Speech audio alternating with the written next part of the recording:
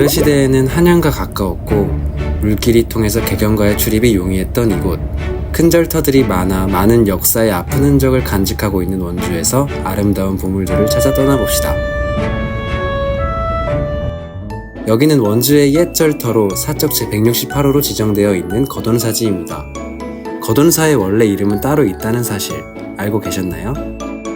신라 왕실에서 창건한 처음 이름은 안락사였고 고려 초기에 지정도원이 도노 속에 살겠다는 뜻을 가진 거돈사로 이름을 바꾸었습니다. 영상에서 보이는 이 탑은 3층 석탑인데요.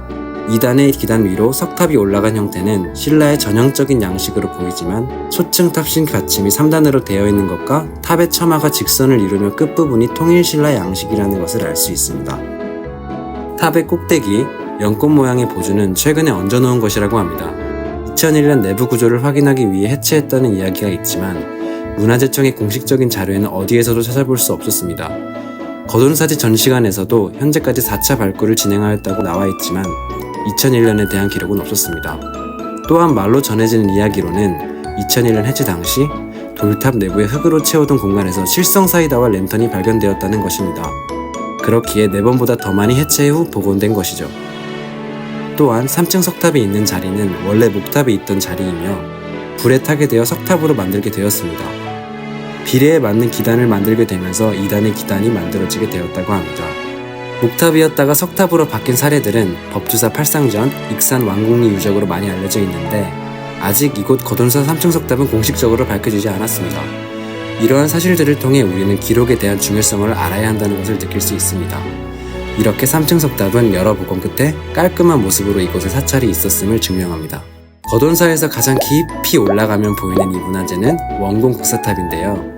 원공국사 지종은 고려시대 전기의 고승입니다. 3개의 받침돌로 이루어진 기단과 몸돌, 지붕돌로 이루어져 있습니다. 팔각을 이루고 있는 8개의 면 중에 앞뒤에는 문 모양, 자물쇠 모양, 양면에는 창문 모양, 그리고 나머지에는 사천왕 입상을 새긴 것으로 볼 수 있었습니다.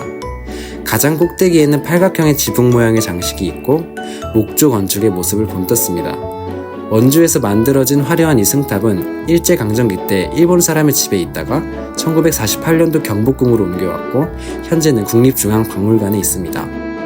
현재 거돈사지에 있는 이 탑은 2007년에 세운 재현품입니다. 진품과 비교해보면 미묘한 차이가 있지만 세월의 흔적이 느껴지며 거돈사지와 어우러지는 모습을 볼 수 있습니다. 원공국사 지종이 입적한 후 원공국사탑비가 만들어지게 되었습니다. 거북이의 형상을 한 돌 위에 비석을 얹은 모습이며 머릿돌이 비몸보다 더 큰 것이 특징입니다. 또한 몸은 거북이인데 얼굴은 용의 형상을 하고 있습니다.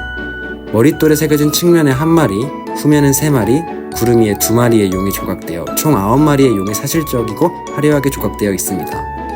등에 새겨진 무늬는 정육각형이며 육각형 안에는 불교의 상징성을 부여한 무늬가 있습니다. 무늬 끝 부분에는 테두리가 둘러져 있으며 꽃 모양이 새겨 있고 귀가 위에는 사각형의 받침이 있는데 측면에는 꽃봉오리가 솟아있는 안상이 있습니다. 이 비석에 대한 재미있는 이야기 하나. 머릿돌을 옮기려 할 때 수십 명의 장정들이 매달려도 끄떡 않던 돌을 농가에서 빌려온 소 1마리가 옮겼다는 설화가 전해 내려오고 있다고 합니다. 이 밖에도 거돈사지에서는 넓고 광활한 자연의 모습을 그대로 찾아볼 수 있었는데요. 연꽃 무늬가 조각된 베레석, 천년의 세월을 지낸 느티나무가 굳건하게 있었습니다. 이 나무의 뿌리가 석탑을 넘어뜨리기도 했는데 실제로 느티나무를 보니까 천년의 세월 속 많은 감정들이 느껴지는 것만 같았습니다. 거돈사를 둘러보며 원주가 지니고 있는 이 특별한 보물들에 대해 알아보았는데요. 우리가 역사와 유물이 가지고 있는 가치에 대해 왜 생각해 보아야 하는 것일까요?